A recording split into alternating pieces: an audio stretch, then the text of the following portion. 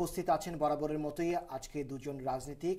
উপস্থিত আছেন যুক্তরাষ্ট্র আওয়ামী লীগের ট্রেজারার আবুল মনসুর খান এবং উপস্থিত আছেন যুক্তরাষ্ট্র বিএনপির সাবেক ট্রেজারার জসিমউদ্দিন ভূঁইয়া। আপনাদের দুজনকেই টাইম পলিটিক্স অনুষ্ঠানে স্বাগত জানাচ্ছি। আপনাকে স্বাগত জানাচ্ছি।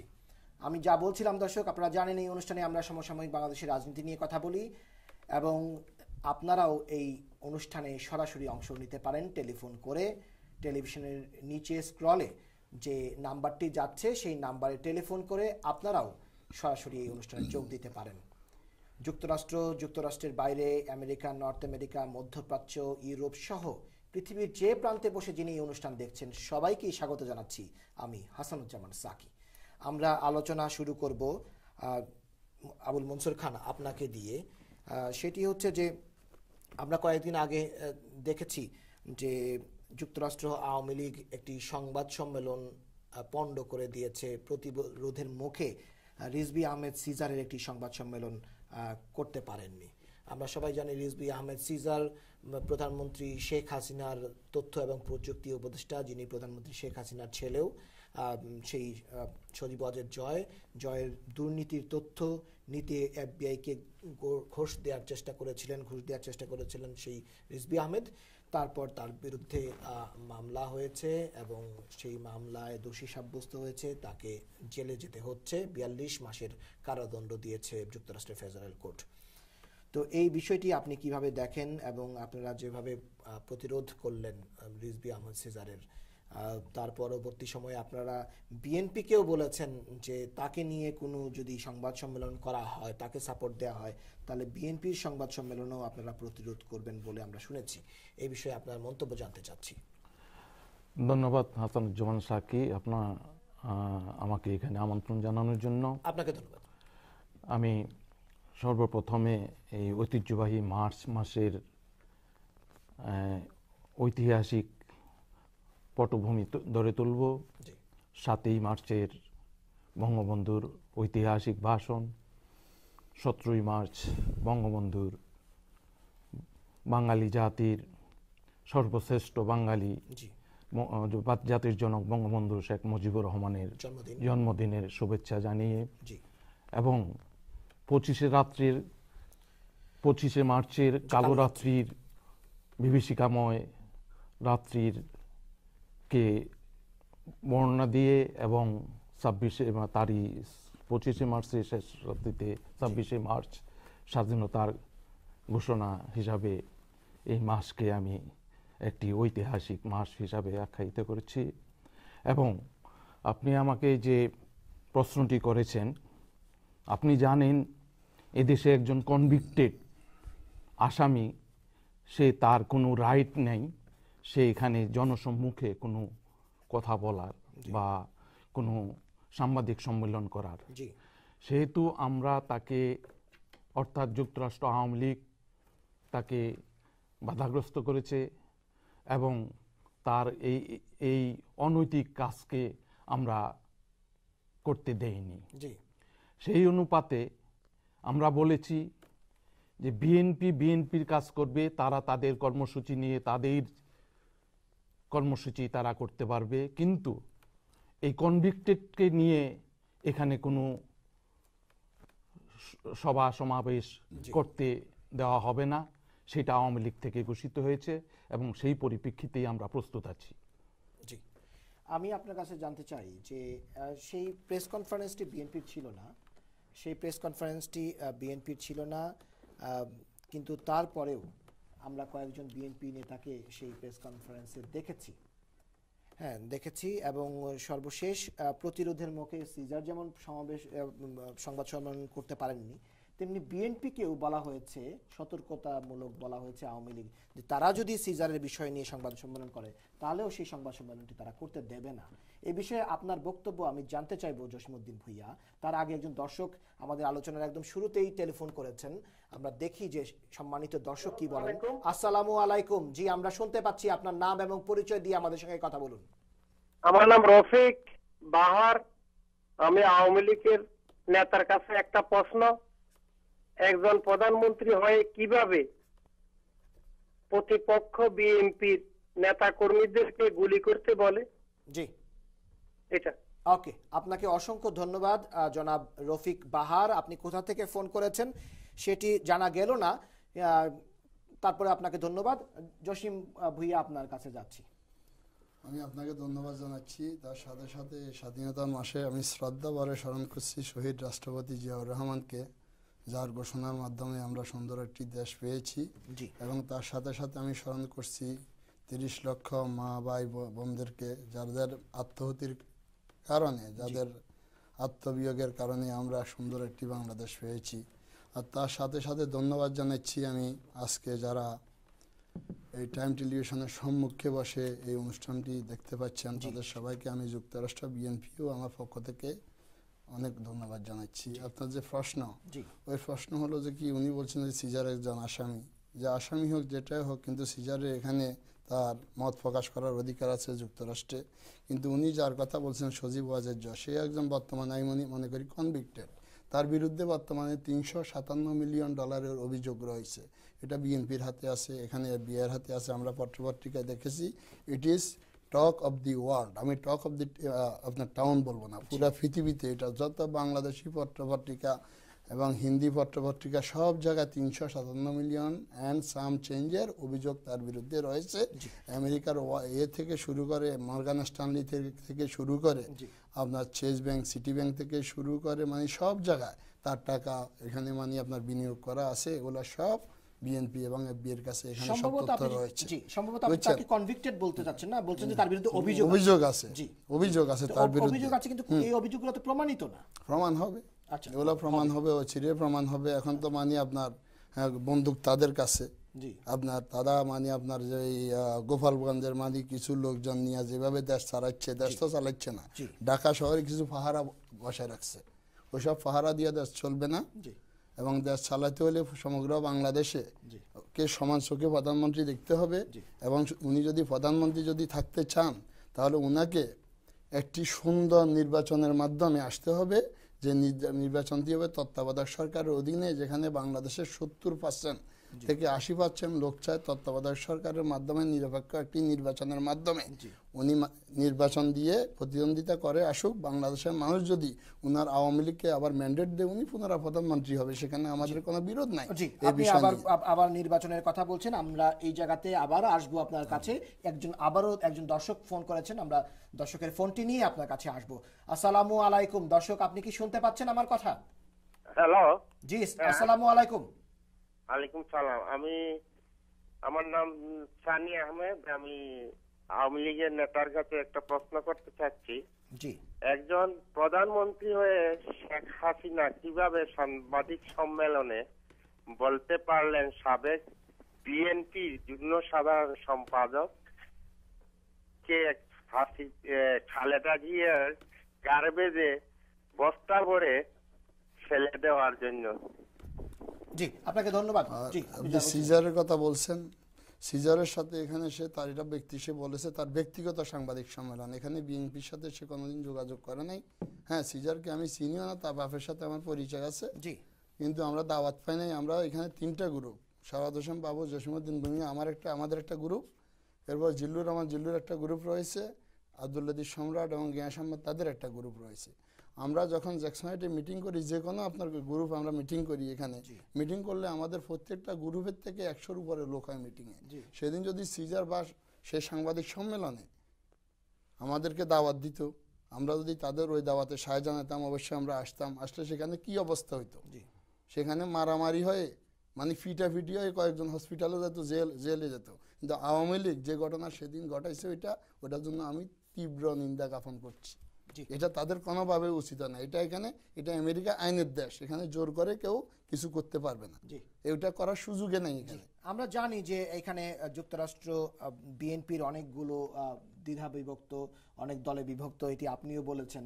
যেহেতু আপনি তুলেছেন এই বিষয়ে, আপনার কাছে জানতে চাইবো আর একটু পরে। তার আগে দুজন দর্শক ফোন করেছেন আবুল মনসুর খান আপনার কাছে, আপনি যদি একটু প্রশ্নের উত্তরটা দেন। তার আগে আরো একজন দর্শক ফোন করেছেন, আমরা তার কাছ থেকে তার মন্তব্য এবং প্রশ্ন জেনে আপনার কাছে আসব। জি, সম্মানিত দর্শক, আমরা আপনার কথা শুনবো। আপনি কি আমাদের কথা শুনতে পাচ্ছেন? ম্যানহাটন থেকে রশিদ ভুইয়া বলছি। জি, আসসালামু আলাইকুম রশিদ ভুইয়া, আপনি কেমন আছেন? ভালো আছি, আপনাকেও ধন্যবাদ জানাচ্ছি। আর ওই যে আওয়ামী লীগের নেতা তাইনের কাছে একটা প্রশ্ন, যে জি এই সাপ্তাহিক ঠিকানায় তো বিস্তারিত লিখেছে যে ওয়াজেদ, সজীব ওয়াজেদ ওই যে দুর্নীতি করে কত টাকা কিভাবে আত্মসাৎ করছে, যে উনি এখন এটা কি সাফাই গেলে কি জি চলবে? আপনাকে অসংখ্য ধন্যবাদ, আমরা বুঝতে পেরেছি। আজকে অনেকগুলো প্রশ্ন একসঙ্গে হয়ে গেছে আবুল মনসুর খানের কাছে। জি আপনার তিনজন দর্শক ফোন করেছেন, আমি বলছি সেটা হচ্ছে যে সাপ্তাহিক ঠিকানায় একটি রিপোর্ট হয়েছে গত সপ্তাহে, লিড নিউজ। এই ব্যাপারে আপনাদেরও প্রেস কনফারেন্স করে এর বিরুদ্ধে আপনারা কথা বলেছেন যে সজীব ওয়াজেদ জয়ের বিরুদ্ধে 300 মিলিয়ন ডলারের যে টাকা, হ্যাঁ সেটির ব্যাপারে উনি বলছিলেন। এটা তারা কোত্থেকে এই তথ্য পেয়েছে বা এই তথ্যের কোনো তারা মানে সঠিক রূপ দিতে পারে নাই, যার জন্য তারা কাল্পনিকভাবে একটি তথ্য একটি পত্রিকার মাধ্যমে তারা প্রচার করেছে। সেই পত্রিকা এবং এই যে যিনি আজকে কনভিক্টেড, যে এই তথ্যগুলি নিয়ে আজকে জনসম্মুখে আসতে চাইছে, তাকে আমরা বাধাপ্রাপ্ত করেছি এবং উনিও এই জনসম্মুখে আসতে পারে না বিধায় আমরা সেটা সমর্থ হয়েছি তাকে বাধা দিতে, নির্বৃত্ত করতে। জি জি। এবং আমার দর্শকের কাছে আমার প্রশ্ন থাকবে, উনি যে প্রশ্নগুলি করেছেন উনি যদি নিজে একটু চিন্তা করে দেখেন যে একজন লোকের আজকে মাননীয় প্রধানমন্ত্রীর পুত্র বলে তাকে সে নিষ্কলঙ্ক একজন কোয়ালিফাইড মানুষ হিসাবে তাকে কলঙ্ক করার জন্যই শুধু এই আজকের এই অপপ্রচার চালানো হচ্ছে। এই অপপ্রচারকে আমরা যে কোনো মূল্যে যুক্তরাষ্ট্র আওয়ামী লীগ এখানে যুক্তরাষ্ট্রে করতে দিতে দেবে না, সেটি আমাদের সংকল্প। জি আরো কয়েকটা প্রশ্ন আছে আপনার কাছে দর্শকের, সেটি নিয়েও আপনার কাছে ফিরবো। তার আগে আরো একজন দর্শক ফোন করেছেন, আমরা একটু দর্শকের সঙ্গে কথা বলে আসি। আসসালামু আলাইকুম দর্শক, আপনি কোথা থেকে ফোন করেছেন এবং আপনার নাম কি বলে আমাদের সঙ্গে কথা বলুন।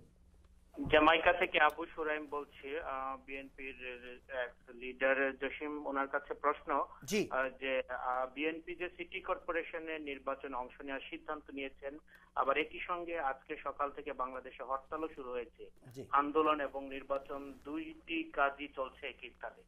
জি আপনাকে অসংখ্য ধন্যবাদ জনাব আবু সুরাইম, আপনি ফোন করেছেন জামাইকা থেকে।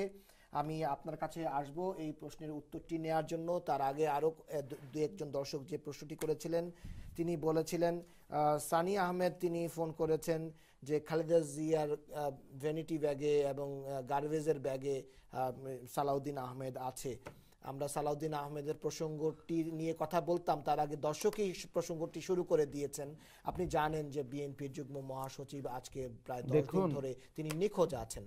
এই ব্যাপারে উনি নিখোঁজ হন নাই, উনি নিজেই উনি আগ থেকে লুকিয়ে ওনার মানে পত্রপত্রিকায় মাধ্যমে উনি বিবৃতি দিচ্ছিলেন। উনি ওনাকে কেউ লুকাইতে পারে নাই এবং ওনাকে পুলিশ খুঁজতেছিলেন। পুলিশ যেখানে খুঁজে তাকে পায় নাই, সে আজকে উনি নিখোঁজ হয়েছেন সেটা ওনার দলীয় ব্যাপার এবং ওনারাই বলতে পারবেন সালাউদ্দিন আজকে কোথায় আছে। সালাউদ্দিনকে খুঁজতে হলে ওনার নেতৃবৃন্দের কাছে যেতে হবে, ওনার নেতৃবৃন্দই তার জবাব দিতে পারবে সালাউদ্দিনের ব্যাপারে। এটা দেশবাসীও বুঝতে পারছে এবং আজকে যারা এই প্রশ্নটা করছেন তারাও বোঝা উচিত যে সালাউদ্দিনের কৃতিকর্ম এর পূর্ববর্তী তারা যদি পর্যায়ক্রমে দেখে আসেন তাইলেই তারা সেটা নিজেরাই বের করতে পারবেন সালাউদ্দিনের ব্যাপারে। জি সালাউদ্দিন আহমেদ সম্পর্কে আপনার কাছে জানতে চাই, যেহেতু সালাউদ্দিন আহমেদের প্রসঙ্গটা তুলেছেন একজন দর্শক, এ বিষয়ে কথা বললেন আবুল মনসুর খান, আপনার কাছে জানতে চাই সালাউদ্দিন আহমেদের বিষয়টি আপনাদের কাছে কি তথ্য আছে? সালাউদ্দিন আহমেদ সাহেব আজকে 10 দিনেরও অধিক সময় থেকে ওনাকে মানে আপনার ইলিয়াস আলীর মতো তুলে নিয়ে গেছে আপনার সরকারি আইন প্রয়োগকারী সংস্থা। আমাদের কাছে এই নিউজ আছে, আজ পর্যন্ত তার ছেলে মেয়ে তার বউ কেউ জানে না সালাউদ্দিন সাহেব আসলে কি আপনার বেঁচে আছে না মানে ওনাকে হত্যা করা হয়েছে। জি হ্যাঁ, কিন্তু প্রধানমন্ত্রীরা দ্বারস্থ হয়েছেন। প্রধানমন্ত্রী যেভাবে মানে আপনার টিভি মিডিয়াতে বলেছে সাংবাদিক সম্মেলনে কিছুক্ষণ আগে একজন দর্শক প্রশ্ন করেছে প্রধানমন্ত্রীর মুখে, হ্যাঁ ওইভাবে বলা শোভা হয় না। উনি বাংলাদেশের প্রধানমন্ত্রী, উনি গোপালগঞ্জের প্রধানমন্ত্রী না। জি, উনি গোপালগঞ্জের প্রধানমন্ত্রী না। এই জায়গাতেই আপনার কাছে ফিরবো, তার আগে আরো একজন দর্শক ফোন করেছেন। সম্মানিত দর্শক, আপনার কথা শুনবো। আপনি সরাসরি এখন স্টুডিওতে যোগ দেবেন আমাদের সঙ্গে এই আলোচনায়। আসসালামু আলাইকুম। ওয়ালাইকুম আসসালাম। Thank you, presenter. The question, Awami League leader. জি, আপনাকে একটু টেলিভিশনের ভলিউম কমাতে হবে এবং আপনার কথা আমরা খুব আস্তে শুনছি। আপনি যদি একটু লাউডলি বলেন দয়া করে। লাইনটি কেটে গেছে। জি, আপনি যেটি বলছিলেন, প্রধানমন্ত্রী, বাংলাদেশের প্রধানমন্ত্রী, উনি বাংলাদেশের প্রধানমন্ত্রী, উনি এমনভাবে কথাবার্তা বলছেন মানে উনি গোপালগঞ্জের প্রধানমন্ত্রী। একজন প্রধানমন্ত্রীর কাছে হ্যাঁ উনি কে বা কারা ওইটা জানার বিষয় না। উনি হচ্ছে যে কি যে চেয়ারটা উনি ক্যারি করেন, বহন করেন, এটা একটা supreme chair, top of the the people in the Bangladesh. হ্যাঁ, উনাকে ওইভাবে মাপকাঠি দিয়ে কথা বলতে হবে। সালাউদ্দিন সাহেব রাস্তার লোক না, উনি সাবেক সংসদ সদস্য এবং একজন প্রতিমন্ত্রী ছিলেন, বিসিএস ক্যাডার একজন মানুষ, হ্যাঁ, রাষ্ট্রের প্রথম শ্রেণীর নাগরিক। তার ব্যাপারে এই ধরনের কথাবার্তা বললে বাংলাদেশের মানুষ এটা কোনোভাবে ইজিভাবে মেনে নেবে না। সেকেন্ড থিং হচ্ছে যে কি আমার যে একজন ভাই প্রশ্ন করেছেন সিটি নির্বাচন নিয়ে, সিটি নির্বাচন নিয়ে আমরা কথা বলবো। আচ্ছা, ঠিক আছে, আমি সবিস্তারে আমি কথা বলবো সিটি নির্বাচন নিয়ে। তার আগে আমাদের এই মুহূর্তে আমরা একটি বিরতিতে যাব। এটি প্রথম বিরতি নেওয়ার সময় হয়েছে। দর্শক, আপনারা যারা ফোন করছেন তাদেরকে অসংখ্য ধন্যবাদ। আমরা আলোচনার আরো অনেক বিষয় আশয় নিয়ে ফিরবো ছোট্ট একটি বিরতির পর। আমাদের সঙ্গেই থাকুন দর্শক।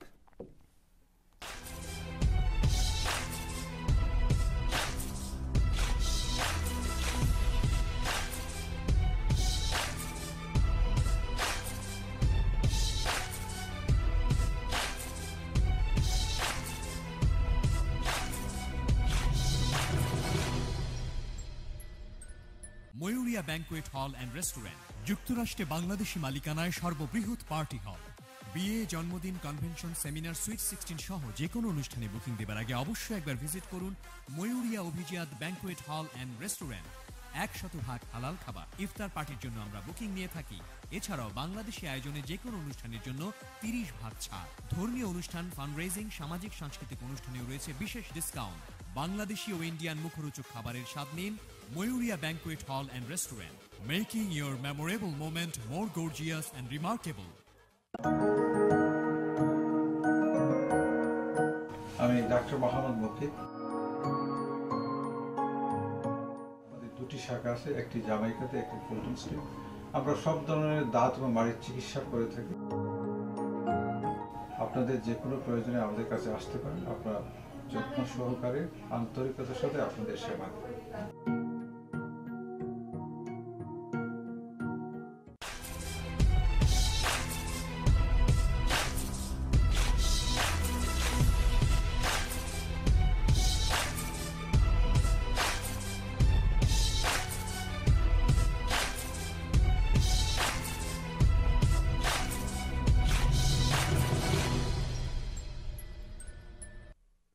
সুপ্রিয় দর্শক, আপনারা দেখছেন টাইম টেলিভিশনের নিয়মিত আয়োজন বাংলাদেশের সমসাময়িক রাজনীতি নিয়ে অনুষ্ঠান টাইম পলিটিক্স।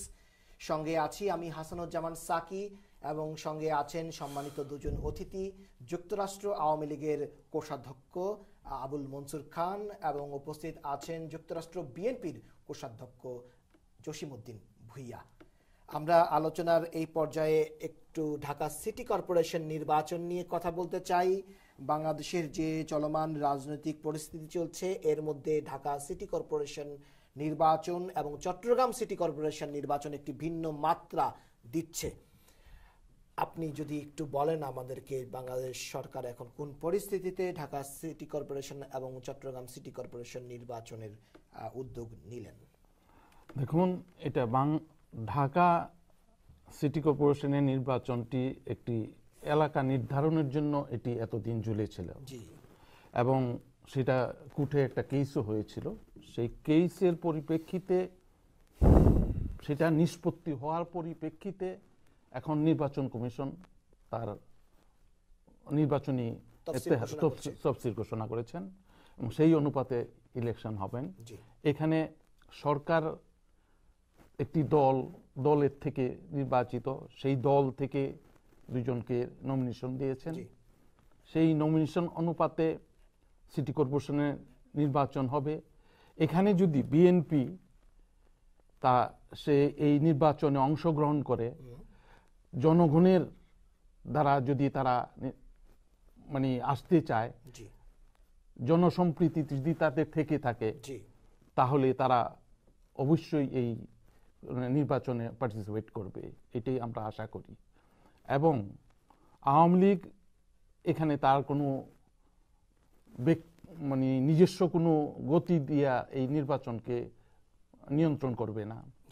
সে নিয়ন্ত্রণবিহীন পূর্বেও বহুত নির্বাচন হয়েছে এবং সারা দেশবাসী জানে প্রতিটা নির্বাচনই আওয়ামী লীগের নিয়ন্ত্রণে যতগুলি নির্বাচন হয়েছে তা নিরপেক্ষ এবং সুষ্ঠুভাবে মানে হয়েছে।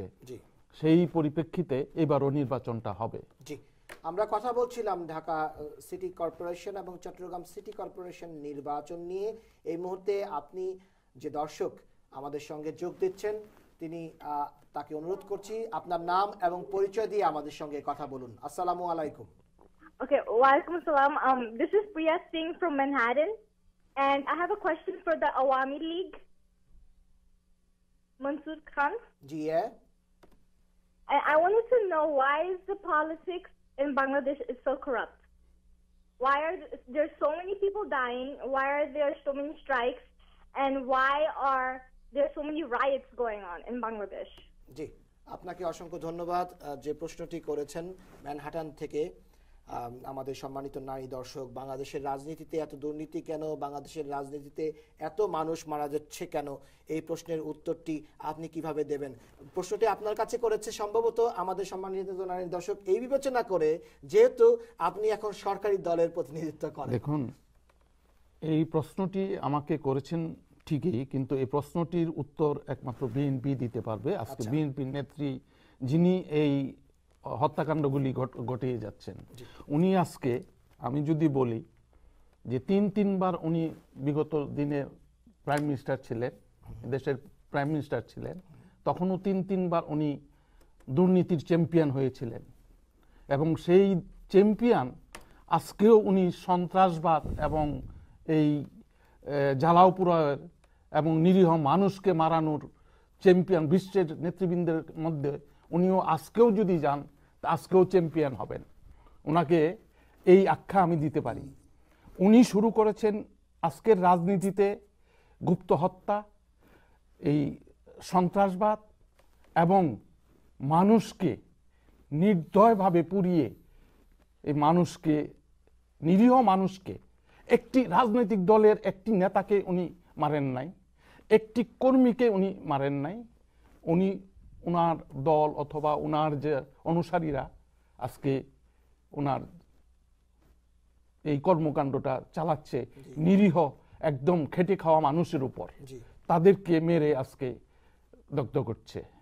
কাজেই এটার উত্তর দিতে হইলে একমাত্র এই চ্যাম্পিয়ন নেত্রী দিতে পারবেন তার উত্তর। উনি কেন আজকে এই নিরীহ বাংলাদেশের মানুষগুলিকে মেরে দগ্ধ করছেন। জি, আপনাকে ধন্যবাদ। জসিম ভাইয়া, আপনি কিভাবে খণ্ডন করবেন এই কথা? আমি এই কথাটা এভাবে খণ্ডন করবো। উনি বলবে বিএনপি এগুলো সব কিছু করছে। আসলে উনি ভালো একটা কথা বলছে, বিএনপি যদি মানি আপনার, তাই আওয়ামী লীগের নেতা কর্মীদেরকে কেন মারছে না? বিএনপি যদি এই ধরনের হত্যাকাণ্ড ঘটাইতো তাহলে সাধারণ নিরীহ মানুষকে হত্যা করতো না। আওয়ামী লীগের যারা দুর্নীতিবাজ, যারা ক্ষমতাকে নিজের বাপ দাদার সম্পত্তি মনে করে দখল করে বসে আছে, মনে হয় এটা শেখ মুজিবুর রহমান সাহেবের জাগির, শেখ হাসিনা ওই জাগিরের আপনার প্রধান, ওই জাগিরকে মানে কন্টিনিউস করবে পুরো লাইফ পর্যন্ত। এটা তো বাংলাদেশের সাধারণ গণতন্ত্রকামী মানুষ হতে দেবে না। যদি আপনি ক্ষমতা থাকতে হয়, ক্ষমতাকে ধরে রাখতে হয়, বাংলাদেশ সাধারণ মানুষের ভোটার অধিকারের মাধ্যমে, ভোটিংয়ের মাধ্যমে আপনি গণতান্ত্রিক ওয়েতে নির্বাচিত হয়ে ক্ষমতায় তাকে থাকতে হবে। যেখানে গণতন্ত্র নাই, আজকে গণতন্ত্রের জন্য দেশ নেত্রী বেগম খালেদা জিয়া উনি ডিক্লারেশন দিয়েছেন আমরা গণতন্ত্র পুনঃ প্রতিষ্ঠার জন্য আন্দোলন করছি। সেই আন্দোলনে বিএনপি এবং 20 দলীয় জোটের বিরুদ্ধে অপপ্রচার চালিয়ে তাদের বদনাম করার জন্য শেখ হাসিনা এবং তার পেটুয়া বাহিনী, যারা আক্রান্তভাবে মানে রাতের অন্ধকারে সাধারণ মানুষের উপর বোমা হামলা চালাচ্ছে, পেট্রোল বোমা দিয়ে তাদেরকে হত্যা করছে। বিএনপি হত্যা করছে না, এসব কাজ সব আওয়ামী লীগের। অতীত আওয়ামী লীগ করে এসছে। এই পেট্রোল বোমার জন্ম দিয়েছে আওয়ামী লীগ। 1996 সালে হোটেল শেরাটনের সম্মুখে পেট্রোল বোমা মেরে মির্জা আজম, জাহাঙ্গীর কবির নানকেরা সেদিন 14 জন লোককে হত্যা করেছিল। এটা ইতিহাসের আপনার প্রমাণ রয়ে আছে। জি, আমি যে কথাটি বলছিলাম, যে আলোচনা সিটি কর্পোরেশন নির্বাচন নিয়ে করলেন আবুল মনসুর খান, এবং একজন দর্শকও আপনার কাছে প্রশ্ন করেছিলেন, আমি সেই সম্মানিত দর্শক জামাইকা থেকে আবু সুরাইম, তার প্রশ্নের উত্তরটি আপনার কাছ থেকে জানতে চাই যে সিটি কর্পোরেশন, 2 সিটি কর্পোরেশন, 3টি সিটি কর্পোরেশন নির্বাচন হচ্ছে, সেখানে একসঙ্গে আন্দোলন চলবে। আজকে ঢাকায় হরতাল হচ্ছে, সারা বাংলাদেশে হরতাল হচ্ছে, আবার সংবাদপত্রে খবর বেরিয়েছে যে বিএনপি এই নির্বাচনে যাবে বলে মত দিয়েছেন অনেক নেতারা। এই বিষয়টি আপনি কিভাবে দেখেন? একসঙ্গে আন্দোলন এবং নির্বাচন দুটি কি একসঙ্গে চলে? দর্শক যেটি প্রশ্ন করেছেন। এই মুহূর্তে আরো একজন দর্শক টেলিফোন নিয়ে আছেন, আমরা সম্মানিত দর্শক কি বলেন সেই প্রশ্নটি নিয়ে আপনার কাছে আমরা ফিরি। জি, আসসালামু আলাইকুম সম্মানিত দর্শক, আপনি নিশ্চয়ই আমাদের কথা শুনতে পাচ্ছেন। আপনি কোথা থেকে ফোন করেছেন এবং আপনার নাম বলে আমাদের সঙ্গে সরাসরি এই আলোচনায় যোগ দিন। আচ্ছা, আমি ডালাস থেকে বলতেছি। জি, আপনার নাম? আমার নাম মোহাম্মদ। মোহাম্মদ সাহেব, আপনি ভালো আছেন? হ্যাঁ, ভালো। আপনারা ভালো না? আপনার মাধ্যমে ডালাসের টাইম টেলিভিশনের এবং টাইম পলিটিক্সের এই অনুষ্ঠানের দর্শকদেরকে অভিনন্দন এবং শুভেচ্ছা জানাচ্ছি। আমরা আপনার কথা শুনছি, দুজন অতিথিও আপনার কথা শুনছেন, আপনি বলুন। আচ্ছা শোনেন, আমার first I have a comment, then I have a question. Okay, no problem. আমরা বাইরে থাকি, জি, but we all know. Hello, জি, আমরা শুনছি আপনার কথা, আপনি বলুন। হ্যাঁ, বাইরে থাকি আমি বহু বছর যাবত। I don't belong to any party. This gentleman from BNP, সে যেভাবে বলল about আওয়ামী লীগ, হ্যাঁ, I was really shocked যে বাংলাদেশে যে দুঃশাসন, বাংলাদেশে যে করাপশন, যেটা আমরা জানি ফ্রম হাওয়া ভবন, হ্যাঁ, এটা পৃথিবীর ইতিহাস এইরকম নজির নাই, এন্ড স্টিল হ্যাপেনিং। উনি যেভাবে উত্তেজিত হয়ে কথা বললেন, আই ওয়াজ রিয়েলি শক।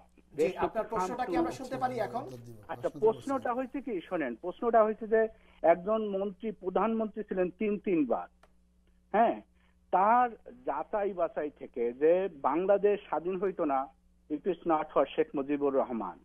হ্যাঁ, আমি শুধু তার একটা মাত্র ব্যক্তিত্ব এবং তার এথিক্যাল একটা স্ট্যান্ডার্ড থেকে আমি প্রশ্ন করতে চাই, যেই মহিলা একটা দেশের প্রধানমন্ত্রী ছিল 3 বার, সে শেখ মুজিবের মৃত্যু দিবসে যে কেক কাটে, হ্যাঁ, এবং তার কেক কাটার ধরন 200 পাউন্ড, তার পরের বছর 250 পাউন্ড। আমরা বুঝতে পেরেছি, আমাদের সময় তো কম, আমরা আপনার কথাও শুনলাম, আপনার প্রশ্নটিও আমরা বুঝতে পারলাম। জনাব মোহাম্মদ, আপনি ফোন করেছেন ডালাস থেকে, আপনাকে অসংখ্য ধন্যবাদ আমাদেরকে ফোন করার জন্য। আপনি নিশ্চয়ই আমাদের সঙ্গেই থাকবেন, আমরা উত্তরটি নেওয়ার জন্য যাব জসিমউদ্দিন ভুইয়ার কাছে।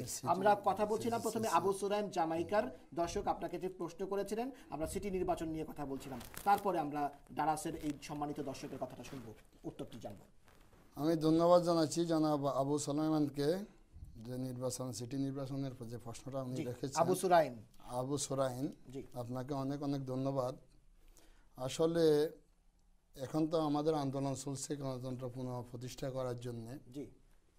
এই মুহূর্তে অনেক নেতা তার নিজস্ব মতামত দিতে পারেন, কিন্তু দেশ নেত্রী বেগম খালেদা জিয়া এবং তারেক রহমান যতক্ষণ পর্যন্ত কনক্রিট ডিসিশন না দিবেন, আমরা মেনে নেব না যে বিএনপি নির্বাচনে যাচ্ছে।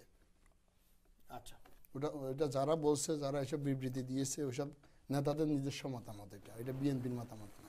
আচ্ছা আচ্ছা, তো এই বিষয়ে আমি জাস্ট আপনাকে একটু বলতে চাই, সেটি হচ্ছে যে আপনার কি মনে হয় যে এই পর্যায়ে আমাকে বলা হচ্ছে যে আরো একজন দর্শক লাইনে আছে, আমরা আরো একজন দর্শকের কথা শুনবো।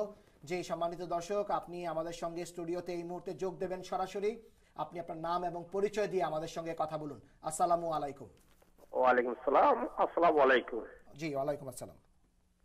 আমি প্রশ্ন করতে, দাওয়াসে যে ভদ্রলোক বস্ত করছে, সে যেভাবে মহিলা বলছে এভাবে প্রশ্ন করতে পারে না একজন 3 বারের প্রধানমন্ত্রী। নাম্বার 1, আপনি কি আপনার পরিচয়টা দেবেন, আপনার নাম এবং আপনি কোথা থেকে ফোন করেছেন? আমি নিউ ইয়র্ক থেকে প্রশ্ন করছি, আমার নাম রাজু। জি জি জনাব রাজু, আমরা শুনছি, আপনি বলুন। ওকে, আমার প্রশ্ন হলো এই যে ডিবি পরিচয় দিয়ে সালাউদ্দিনকে ধরে নিল, ধরার পরে ডিবির তারাই বলছে কি তারা ধরে আনেন নাই। আমি আওয়ামী লীগের বর্তমান নেতার কাছে প্রশ্ন আমার, সে কিভাবে ধরে আনি বলছে ধরে নাই, হ্যাঁ এটা কিভাবে ব্যাখ্যা দেবে সে? জি আপনাকে ধন্যবাদ, আমরা যাব। আপনি একটু ডালাসের জনাব মোহাম্মদ ফোন করেছেন, তার প্রশ্নের উত্তর। মোহাম্মদকে আমি ধন্যবাদ জানাচ্ছি প্রশ্ন রাখার জন্য। মোহাম্মদ তারেক রহমানের হাওয়া ভবন নিয়ে যে প্রশ্নটি রেখেছেন, হাওয়া ভবনে ওইখানে ওইটা একটা তার বিজনেস কেন্দ্র ছিল, উনি ওইখান থেকে তার বিজনেস পরিচালনা করতেন। ওইখানে 100 জন লোক কাজ করত। 100 জন লোকের মধ্যে 2-1 খারাপ থাকতে পারে, তারা তারেক রহমানের নাম ভাঙিয়ে আপনার দুর্নীতি করতে পারে, এটার জন্য তারেক রহমান দায়ী না।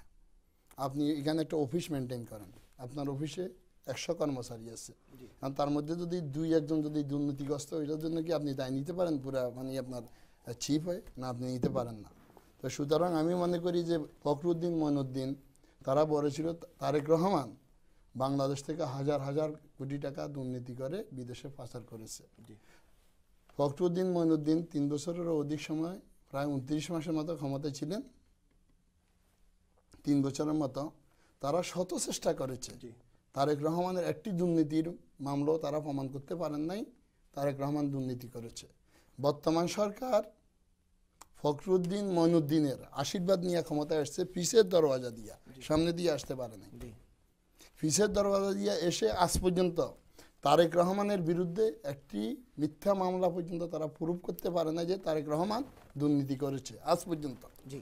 এবং তারেক রহমানের যে দুর্নীতি মামলার যে রায়টা হয়েছে গত বছর, ইভেন কি যে বিচারক ছিলেন তাকে বর্তমান সরকার তার উপরে চাপ সৃষ্টি করেছে, সৃষ্টি করার পর সরকারের পক্ষে রায় নিতে পারে নাই। তারপর ওই বিচারককে বর্তমানে বাংলাদেশ থেকে আপনার বিদেশে গমন করতে হয়েছে, কারণ তার স্ত্রী, কন্যা, পুত্র কেউ এই দেশে সেফ না। যে আওয়ামী পেটুয়া বাহিনী দ্বারা তার বাড়িঘর সব আক্রান্ত করে দেওয়া হয়েছে, জ্বালিয়ে দেওয়া হয়েছে। আমাদের কাছে এই নিউজ পর্যন্ত আছে। জি আবুল মনসুর খান, আপনার কাছে আসি। না দেখুন, যে ব্যাপারটা উনি উল্লেখ করেছেন, যদি তারেক রহমান নির্দোষী হবেন, ওনার বিরুদ্ধে কোনো মামলা না থাকবেন, আজকে কেন উনি যুক্তরাজ্যে পড়ে আছেন? যুক্তরাজ্যে থাকার কি কারণ? যুক্তরাজ্যে থেকে দেশের মানুষের এই সর্বনাশের মানে সন্ত্রাসী কর্মকাণ্ডে উনি এইখান থেকে নির্দেশ দিচ্ছেন। ওনার যদি বিরুদ্ধে কোনো মামলা অথবা উনি নির্দোষ হয়ে থাকেন, আর খালেদা জিয়া ওনার ছেলের দ্বারা প্রভান্বিত হয়ে আজকে দেশকে জ্বালাও পোড়াও করে এক সন্ত্রাসের রাজ্যে পরিণত করেছেন। জি এটা উনি বলছেন, এটার উত্তর আমি দিই, আপনি শেষ? হ্যাঁ, তারেক রহমান লন্ডনে আছে, উনি চিকিৎসাধীন আছেন। বর্তমানে উনি আমাদের দলের সিনিয়র ভাইস প্রেসিডেন্ট। এবং আজকে বাংলাদেশে যে আন্দোলন হচ্ছে, এই আন্দোলন দেশনেত্রী বেগম খালেদা জিয়ার নেতৃত্বে হচ্ছে, তারেক রহমান করছেন না। সুতরাং আজকে যে বাংলাদেশে ঝাড়াও পোড়াও যে লোক মরছে, সন্ত্রাস ইত্যাদি ইত্যাদি আপনারা ব্লেম করছেন, হ্যাঁ জামাত করছে, জামাত বিএনপির দোষর। হ্যাঁ ঠিক আছে, মানলাম জামাত বিএনপির দোষর। আমি ইন্টারপ্রেট করি না, আমাকে বলতে দিন, আপনি পরে বলেন। আপনি যখন বলবেন আমি কথা বলবো না, আমি পরে বলবো। তখন যখন 1996 সালে জামাত উনাদের সঙ্গে তত্ত্বাবধায়ক সরকারের জন্য আন্দোলন করেছিলেন, তখন জামাত এবং শেখ হাসিনা তথা আওয়ামী লীগের নেত্রী বলেছে যে তত্ত্বাবধায়ক সরকার জামাত এবং আওয়ামী লীগের আন্দোলনের ফসল। তখন জামাত কি ছিলেন? আওয়ামী লীগের সাথে সঙ্গী ছিলেন। আর এখন যখন বিএনপির সাথে এসছে, এখন জামাত কি হয়ে গেছে? জঙ্গি। তখন ছিলেন সঙ্গী, আর এখন হচ্ছে কি? জঙ্গি। দ্যাটস দি ডিফারেন্ট আওয়ামী লীগের রাজনীতি। এবং সেকেন্ড থিং হচ্ছে যে কি যে জ্বালাপোড়া আমার শেষ হয়নি। আওয়ামী লীগের রাজনীতিতে আওয়ামী লীগ কারোকে নিয়ে রাজনীতি করে না। আওয়ামী লীগের জন্ম থেকে আজ পর্যন্ত দেখেন আওয়ামী লীগ কাউকে নিয়ে রাজনীতি করে না। আওয়ামী লীগ একটা স্বয়ং সম্পূর্ণ রাজনৈতিক দল, তার একটা আদর্শ আছে, তার একটা উদ্দেশ্য আছে, সেই উদ্দেশ্য অনুপ্রাণিত হয়েই আওয়ামী লীগ তার গতিতে তার কৌশলে চলে। আওয়ামী লীগ 96-এ সেই তত্ত্বাবধায়ক সরকারের যে অভিপ্রায়টি এনেছিল সেটা আওয়ামী লীগে এনেছিল। তার পিছনে এসে যদি জামাত দাঁড়িয়েছে এবং তার সঙ্গে তখন মানে জামাত আওয়ামী লীগকে সাপোর্ট দিয়েছে। আওয়ামী লীগ জামাতকে নেয়নি, সহায়তা চায়নি। আওয়ামী লীগের কে জামাত এসে সহায়তা করেছে। সেই পরিপ্রেক্ষিতে আওয়ামী লীগের সঙ্গী জামাত হতে পারে না। আওয়ামী লীগ একটা সন্ত্রাসী দল, আওয়ামী লীগ একটা দেশদ্রোহী দল, এ মানবতা বিরোধী দল। সেই দলকে কোনোদিন আওয়ামী লীগ জামাতকে কোনোদিন আওয়ামী লীগ তার সঙ্গে নেবে না। জি, আমরা একজন দর্শকের ফোন নিব। আমরা এই মুহূর্তে একটি বিরতিতেও যাব। তার আগে সম্মানিত দর্শক, আপনি অনেকক্ষণ যাবত আমাদের সঙ্গে লাইনে আছেন, আপনাকে অসংখ্য ধন্যবাদ দিয়ে আপনার পরিচয় জানতে চাচ্ছি। আপনি কোথা থেকে ফোন করেছেন, আপনার নাম বলে আপনি আমাদের এই আলোচনায় যোগ দিন। আসসালামু আলাইকুম। ওয়ালাইকুম আসসালাম, থ্যাংক ইউ। আমি বলছি, আমার নাম ওয়ালিউর রহমান, আমি কানাডার টরন্টো থেকে বলছি। জি, আপনাকে অসংখ্য ধন্যবাদ, আপনার টরন্টো থেকে ফোন করেছেন। এই মুহূর্তে আমার টেলিভিশনে এবং টাইম পলিটিক্সের তাদেরকে আপনার মাধ্যমে আমরা শুভেচ্ছা জানাচ্ছি। আপনি বলুন। Thank you.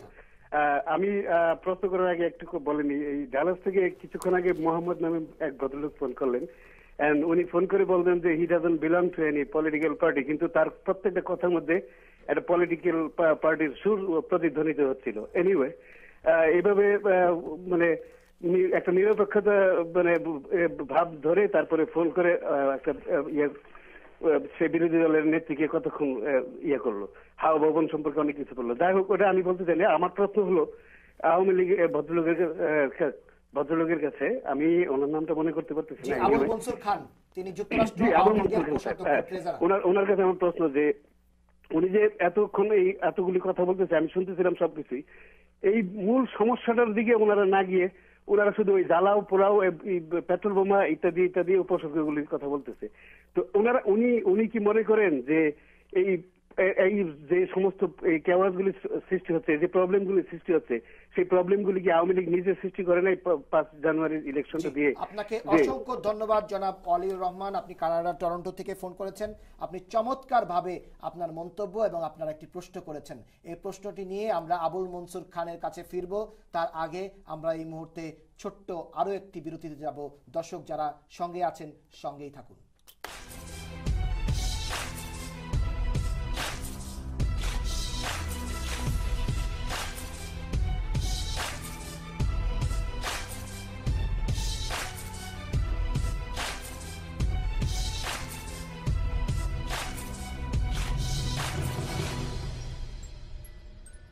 ময়ূরিয়া banquet hall and restaurant, যুক্তরাষ্ট্রে বাংলাদেশি মালিকানায় সর্ববৃহৎ পার্টি হল। বিয়ে, জন্মদিন, কনভেনশন, সেমিনার, সুইট 16 সহ যে কোনো অনুষ্ঠানে বুকিং দেবার আগে অবশ্যই একবার ভিজিট করুন ময়ূরিয়া অভিজাত ব্যাংকুয়েট হল অ্যান্ড রেস্টুরেন্ট। 100% হালাল খাবার। ইফতার পার্টির জন্য আমরা বুকিং নিয়ে থাকি। এছাড়াও বাংলাদেশি আয়োজনে যে কোনো অনুষ্ঠানের জন্য 30% ছাড়। ধর্মীয় অনুষ্ঠান, ফান্ডরেজিং, সামাজিক সাংস্কৃতিক অনুষ্ঠানেও রয়েছে বিশেষ ডিসকাউন্ট। বাংলাদেশি ও ইন্ডিয়ান মুখরোচক খাবারের স্বাদ নিন Moyuria Banquet Hall and Restaurant, making your memorable moment more gorgeous and remarkable. আমি ডাক্তার মোহাম্মদ মুকিত। আমাদের দুটি শাখা আছে, একটি জামাইকাতে, একটি ফুলটন স্ট্রিট। আমরা সব ধরনের দাঁত এবং মাড়ির চিকিৎসা করে থাকি। আপনাদের যে কোনো প্রয়োজনে আমাদের কাছে আসতে পারেন। আপনারা যত্ন সহকারে আন্তরিকতার সাথে আপনাদের সেবা দেবেন।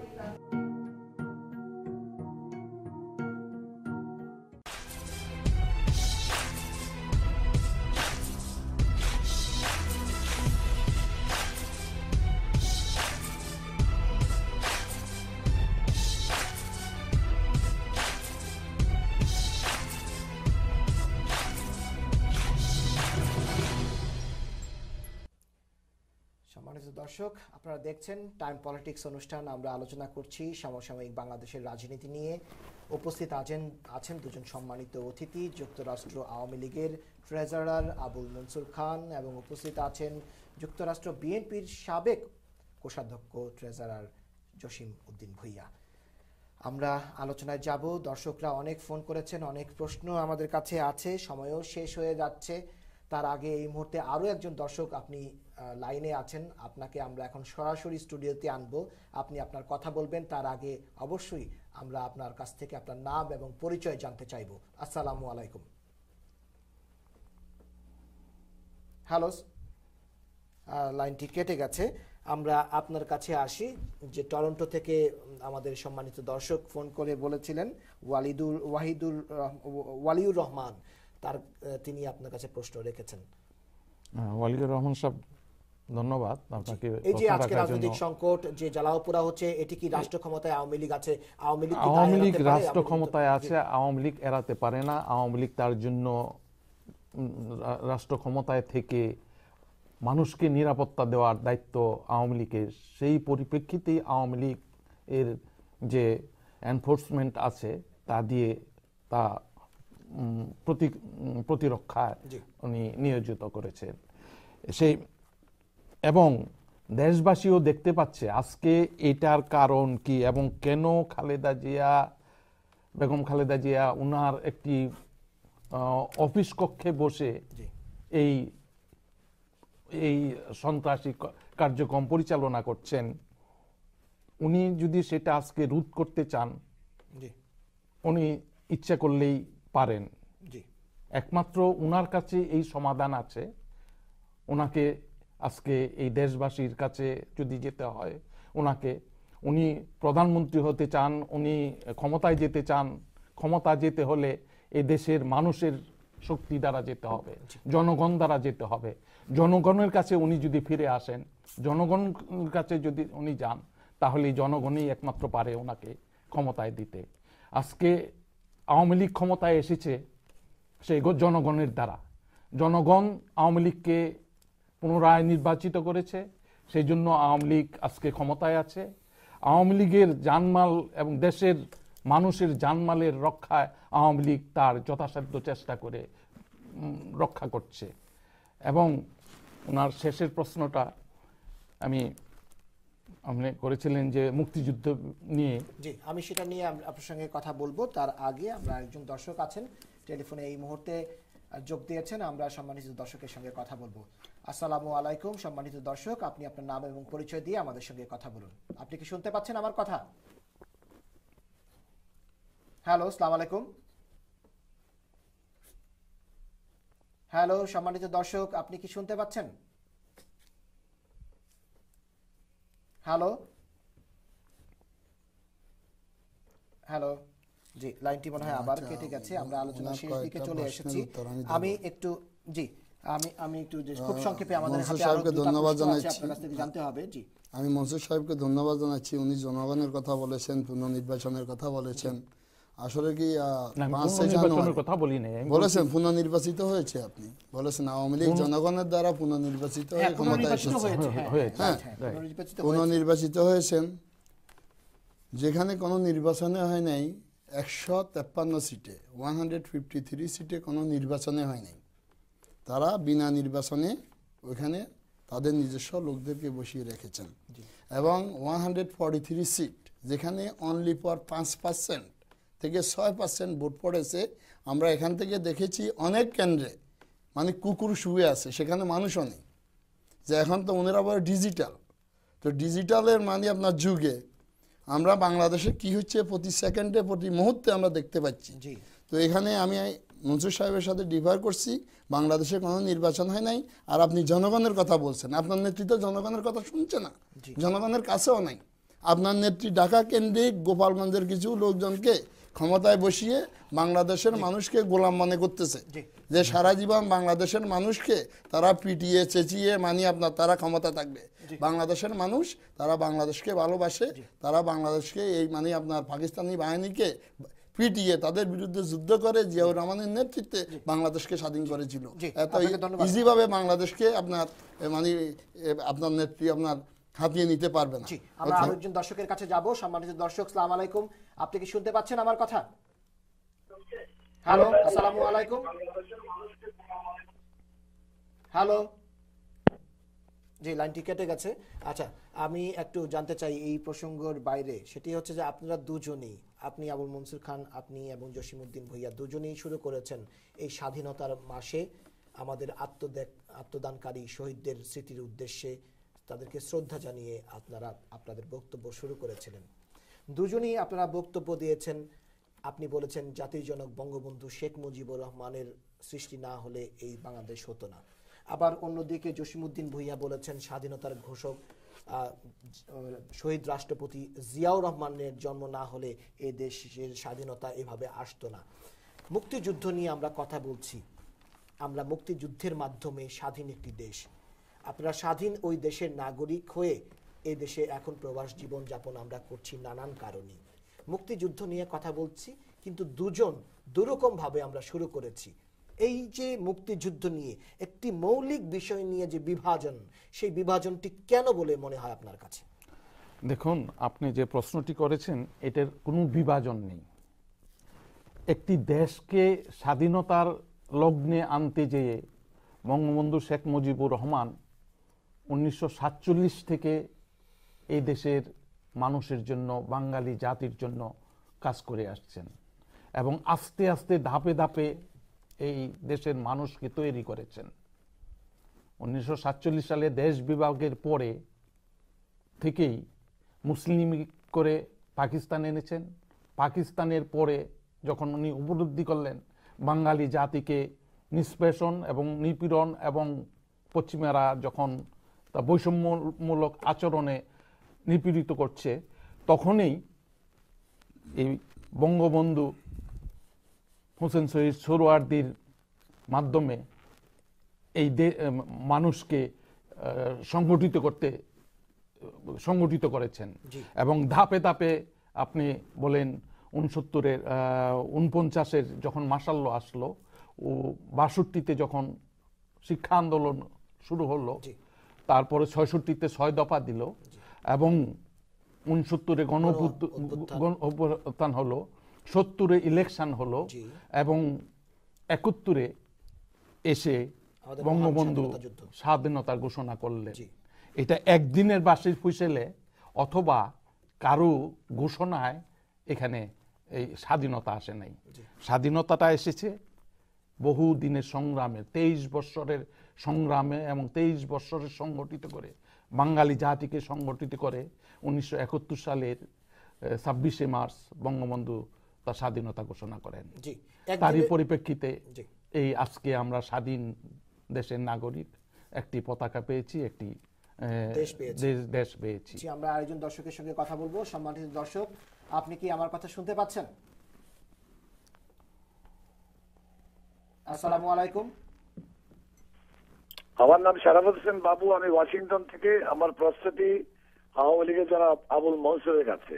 জি, আপনার মাধ্যমে ওয়াশিংটনে আমাদের টাইম টেলিভিশনের এই টাইম পলিটিক্স অনুষ্ঠানের যারা দর্শক ওয়াশিংটন এবং এর আশপাশে যারা দেখছেন তাদেরকে আপনার মাধ্যমে শুভেচ্ছা জানাচ্ছি। আপনি বলুন। উনি যে বললেন যে আওয়ামী লীগ জোট করে না, কারোর সাথে যায় না, তো উনি কি আওয়ামী লীগ করেন না অন্য দল করেন? আমার প্রশ্ন ওনার কাছে। কারণ বর্তমান ওনাদের ক্যাবিনেটে, এই অবৈধ আওয়ামী সরকারের ক্যাবিনেটে এই হাসানুল হক ইনু, রাশিদ খান মেনন, এটা কি আওয়ামী লীগের নেতা নাকি ওনাদের জোটের নেতা? ধন্যবাদ আপনাকে। আপনি এই কথাটা, আমি আওয়ামী লীগ জোট করে না এই কথা বলি না। আওয়ামী লীগের এখন জোট আছে, কিন্তু আমি বলেছি 96-এর কথা। আমাকে বলা হয়েছিল 96-এ জামাতকে নিয়ে জোট করেছিল। 96-এ আওয়ামী লীগকে, জামাতকে আওয়ামী লীগ নেয়নি, জামাত আওয়ামী লীগের সাথে এসেছে। কাজেই এখানে কথার একটু পার্থক্য আছে, আপনাকে বুঝতে হবে। ধন্যবাদ। জি, আচ্ছা, আপনি বলছিলেন খুব ছোট্ট করে আমি জানতে চাই সেই আগের প্রশ্নটি, যে আপনি বলছিলেন কোনো বিভাজন নেই মুক্তিযুদ্ধ নিয়ে। যদি মুক্তিযুদ্ধ নিয়ে যদি কোনো বিভাজনই না থাকবে, তাহলে আপনি যে কথাটি বলছেন যে বঙ্গবন্ধু না হলে বঙ্গবন্ধু একটি ইতিহাসের মধ্য দিয়ে এই দেশকে স্বাধীন করেছেন, সেই কথাটি জসিমউদ্দিন ভূঁইয়া কেন বলছেন না? আর জসিমউদ্দিন ভূঁইয়া স্বাধীনতার ঘোষক বলে আমাদের মুক্তিযুদ্ধে জিয়াউর রহমানের যে অবদানের কথা বলছেন, সেটি আপনি একবারও কেন বলছেন না? বিভাজনটি নেই। মেজর জেনারেল জিয়াউর রহমান তখন একজন মেজর ছিলেন। উনি যখন কালুরঘাটে ওই সুয়াদ জাহাজের মাল খালাস করতে গেছিলেন, আর্মস খালাস করতে গেছিলেন, সেইখানে তাকে বারণ করে সেখান থেকে ঘুরিয়ে এনে তাকে তখন বাংলাদেশের এই স্বাধীনতার পক্ষে আনা হয়েছিল। এবং তখনকার চট্টগ্রামের আওয়ামী লীগের সভাপতি ছিলেন হান্নান সাহেব। হান্নান সাহেব একটি লিখিত পাঠ দিয়েছিলেন এবং কালুরঘাট বেতার থেকে সেটা পড়ানোর জন্য ওনারা চিন্তা করেছিলেন যে একজন আর্মি অফিসার দিয়ে যদি এটা পড়ানো হয় তাইলে এই চিটাগাংয়ের কিছু আর্মি আমাদের পক্ষে আসবে। সেই পরিপ্রেক্ষিতে জিয়াউর রহমানকে দিয়ে সেই পাঠ করানো হয় কালুরঘাট বেতার কেন্দ্র থেকে। সেই থেকে জিয়াউর রহমান স্বাধীনতার একজন ঘোষক বলতে পারেন। সেটা আওয়ামী লীগের নির্দেশিত পাবে, আওয়ামী লীগের নির্দেশে হয়েছিল। আপনাকে ধন্যবাদ। আমরা জসিম ভূঁইয়া একই প্রশ্ন নিয়ে আপনার কাছেও আসব। তার আগে দর্শক আছেন একজন সম্মানিত দর্শক, আমরা আপনার সঙ্গে কথা বলবো। আপনি আপনার নাম এবং কোথা থেকে ফোন করেছেন পরিচয় দিয়ে আমাদের সঙ্গে কথা বলুন। আসসালামু আলাইকুম। হ্যালো, আসসালামু আলাইকুম। জি, ওয়ালাইকুম আসসালাম। আমরা শুনছি আপনাকে। আমি মোহাম্মদ শহীদুল্লাহ বলছি নিউ ইয়র্ক থেকে। জি, শহীদুল্লাহ সাহেব বলুন। জি, আমার মনসুর সাহেবের কাছে প্রশ্ন যে আওয়ামী লীগ সবসময় বলে আওয়ামী লীগ শুধু আওয়ামী লীগই যুদ্ধ করছে 1971 সালে, না দেশের মানে দলমত নির্বিশেষে সবাই যুদ্ধ করে দেশ স্বাধীন করছে? এই জিনিসটা মনসুর সাহেবের কাছে আমি জানতে চাইছিলাম। জি, আপনাকে অসংখ্য ধন্যবাদ। তিনি কিছুক্ষণ আগেই বাংলাদেশের স্বাধীনতা যুদ্ধের প্রেক্ষাপটটি কিভাবে তৈরি হয়েছে, সেই দেশ ভাগ থেকে শুরু করে তারপরে নানান সময়ে সেইটি উনি বর্ণনা করেছেন। এরপরেও যদি আপনার খুব সংক্ষেপে, এই দর্শক শহীদুল্লাহ সাহেব ফোন করেছেন নিউ ইয়র্ক থেকে, তার উদ্দেশ্যে কিছু বলতে চান আপনি? খুব সংক্ষেপে, আমাদের হাতে সময় নেই। আপনাকে জানতে হবে বাংলাদেশের ইতিহাস জানতে হলে সাবকন্টিনেন্টে ইন্দো পাক সাবকন্টিনেন্টের ইতিহাস জানতে হবে। সেখান থেকে হোসেন শহীদ সরোয়ার দ্বীপ থেকে ধরে একে ফজলুল হক থেকে ধরে তাদের ইতিহাস যদি আপনি জানেন তাহলে বাংলাদেশের ইতিহাস পেয়ে যাবেন। এবং বঙ্গবন্ধুর ইতিহাস থেকে বঙ্গবন্ধুর ইতিহাসটা যদি জানতে চান তখনই আপনার বাংলাদেশের সম্পূর্ণ ইতিহাস পেয়ে যাবেন। জি, আপনাকে ধন্যবাদ। একই প্রশ্ন আপনার কাছেও করব, জসিমউদ্দিন ভূঁইয়া। বাংলাদেশের শহীদ রাষ্ট্রপতি জিয়াউর রহমানের ঘোষণার মাধ্যমে বাংলাদেশ স্বাধীন হয়েছিল, যে মনসুর ভাই যেটা স্বীকার করলেন, এখন আমি ওনাকে ধন্যবাদ জানাচ্ছি যুক্তরাষ্ট্র বিএনপির পক্ষ থেকে। তার সাথে সাথে আমি শেখ মুজিবের অবদানের কথা মানি, আপনার না বললেও নয়। সেকেন্ড থিং, ওনাদের নেতারা বিএনপিকে আপনার শহীদ রাষ্ট্রপতি জিয়াকে কোনোভাবে মানতে চান না। যে আপনার মতিয়া চৌধুরী, তারপরে তোফায়েল আহমেদ, সাজেদা চৌধুরী তো বলে দিয়েছেন জিয়াউর রহমান নাকি পাকিস্তানের চর ছিলেন বক্তব্যের মাধ্যমে। এই ধরনের যদি তাদের নেতাদের যদি বক্তব্য হয়, তাহলে সেখানে বিএনপি কিভাবে তাদের নেতাকে সম্মান করে আপনি বলেন? আর আমি তো বলবো যে কি, এখানে শহীদ রাষ্ট্রপতি জিয়া শুধু বাংলাদেশের স্বাধীনতার ঘোষণাকারী ছিলেন না, তিনি বাংলাদেশের প্রথম প্রেসিডেন্ট ছিলেন। কারণ এটা তারেক জিয়া লন্ডন থেকে বলেছে, এই আপনার বক্তব্যটা দিয়েছে, এটা তারেক জিয়ার কথা না, এটা পৃথিবীর বড় বড় যারা রাষ্ট্রবিজ্ঞানী তাদের কথা। একটি রাষ্ট্র গঠন হইতে হলে 3টি এলিমেন্টের প্রয়োজন হয়। ও 3টি এলিমেন্ট হলো ওই রাষ্ট্রের আয়তন এবং রাষ্ট্রের জনগণ, সেকেন্ড থার্ড হচ্ছে যে কি রাষ্ট্রের প্রেসিডেন্ট এবং ঘোষণার দিন। যদি শহীদ রাষ্ট্রপতি জিয়াউর রহমান যদি স্বাধীনতা ঘোষণা যদি 26শে মার্চ না করেন, তাহলে আপনারা 26শে মার্চকে স্বাধীনতা ইন্ডিপেন্ডেন্ট যদি আপনারা মানেন কেন? 26শে মার্চ থেকে 16 এপ্রিল পর্যন্ত মুজিবনগর সরকার কবে গঠন হয়েছে 14 না 14 তারিখ এপ্রিলের 14 এপ্রিল পর্যন্ত তখন বাংলাদেশের নামক যে জায়গাটা একটি রাষ্ট্র বাংলাদেশ হিসাবে ঘোষণা হয়েছে ইন্ডিপেন্ডেন্ট হয়েছে ওই রাষ্ট্রের এই ডেগুলোর মধ্যে প্রেসিডেন্ট ছিলেন রাষ্ট্রপতি জিয়াউর রহমান প্রথম প্রেসিডেন্ট এটাই সত্য এটাই সত্য এটাই সত্য এখন এই ঘটনাটা সত্য একটি ঘটনা এটা বাংলাদেশের বিভিন্ন পত্রপত্রিকায় লেখা হয়েছে তারেক জিয়ার বক্তব্যকে বন্ধ করে দেওয়া হয়েছে বাংলাদেশের টেলিভিশনে বর্তমানে তারেক রহমানের কোনো বক্তব্য দেখানো হয় না কারণ এটা তারেক রহমানের কথা নতো এটা পৃথিবীর বড় বড় চিন্তাবিদ এবং পৃথিবীর বড় বড় যারা মানে আপনার রাষ্ট্রবিজ্ঞানী এটা তাদের চিন্তা চেতনা থেকে তারা এই সংজ্ঞা দিয়েছেন। জি আপনাকে ধন্যবাদ। আরো একজন দর্শক আছেন, আমি আপনার কাছে আসবো। দর্শকের একটু ফোন নিয়ে আসি। জি সম্মানিত দর্শক, আমাদের হাতে একদম সময় নেই, আপনার কাছে অনুরোধ যে আপনি খুব সংক্ষেপে আমাদের সঙ্গে কথা বলুন, আপনার নাম এবং পরিচয় দিয়ে। আসসালামু আলাইকুম। ওয়ালাইকুম আসসালাম। My name is Sanjida. My question is, in 1971, 30 million people died for freedom and Bangladesh became an independent country. Why is Bangladesh now corrupt because of politics? Sorry. And my question goes to... can you speak loudly? My name is Sanjida. My question is for Mansoor Khan. Yes. In 1971, 30 million people died for freedom and Bangladesh became an independent country. Why is Bangladesh now a corrupt because of politics? Okay, জি আপনার Sanjida phone করেছেন, তিনি যে প্রশ্নটি করেছেন আমরা এই নিয়ে অনেক আলোচনা করেছি যে 30 লাখ রক্তের বিনিময়ে আমরা স্বাধীন করেছি একটি দেশ, তারপরেও এই দেশ এত বছর পরেও কেন এই দেশ এখনো দুর্নীতিগ্রস্ত একটি দেশ, তিনি এই প্রশ্নটি করেছেন। দুর্নীতির কথা আমি পূর্বেই বলেছি যে একটি দুর্নীতি যখন এই দেশে শুরু করেছেন যিনারা 3-3বার চ্যাম্পিয়ন হয়েছেন তারই ধারাবাহিকতায় কিছু দুর্নীতি হতে পারে। এবং আমি ঠিক জসিম ভাইয়ের একটি কথা আমি উত্তর না দিয়ে পারলাম না, আমি বলেছি যে জিয়াউর রহমান কালুরঘাট থেকে একটি ঘোষণা পাঠ করেছিলেন, তাকে পাঠক হিসাবে নেওয়া হয়েছিল, যে পাঠক হিসাবে একটি ঘোষণা দেওয়ার পরে উনি প্রেসিডেন্ট হয়ে গেলেন, এটা জিয়াউর রহমান জীবিত থাকাকালীন কোনোদিন বলেননি এবং ওনার জীবন দশায় উনি এইসব বক্তব্য আনেননি। উনি যখন শহীদ হয়েছেন তার পরবর্তী সময়ে ওনার পরবর্তী যে ফলোয়ার্স রাজনীতি অনুসারীরা এসে ওনার একজনের জন্মকে আজকে খালেদা জিয়ার জন্ম নিয়েও এরকম দ্বিধা বিভক্তি আছে। উনি 3-3বার জন্মেছেন, এই দুনিয়াতে এসেছেন, সেই পরিপ্রেক্ষিতে ওনারা তাদের ধারাবাহিকতায় ওনারা সবসময় মিথ্যা কথা বলে এবং কাল্পনিক কথা বলে মানুষকে ধোঁকা বানায়, মানে ধোঁকা।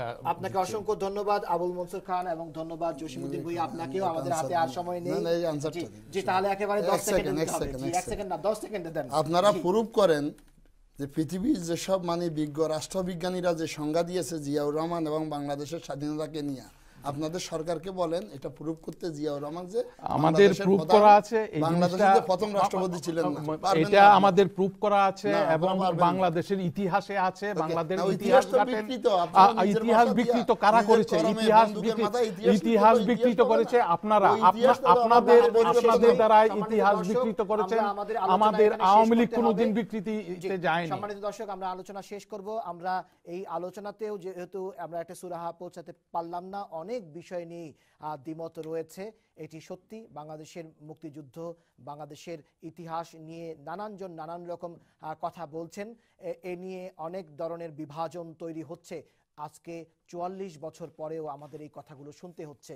আমরা জানি না আমরা আর কতদিন এসব কথা শুনবো, কিন্তু অবশ্যই আপনারা নিশ্চয়ই এটি মানবেন দর্শক, নিশ্চয়ই সারা পৃথিবীতে যারা বাংলাদেশি আছেন, বাংলাদেশের 16 কোটি মানুষ এবং প্রবাসের আরও 1 কোটি কিংবা 1 কোটির বেশি মানুষ, তারা কেউই চান না বাংলাদেশকে খুবই মৌলিক জায়গায় বাংলাদেশ বিভাজনে থাকুক। আমরা এই প্রত্যাশা রেখে এই কথা বলে আজকের অনুষ্ঠান এখানেই শেষ করছি। সবাই ভালো থাকবেন, সুস্থ থাকবেন।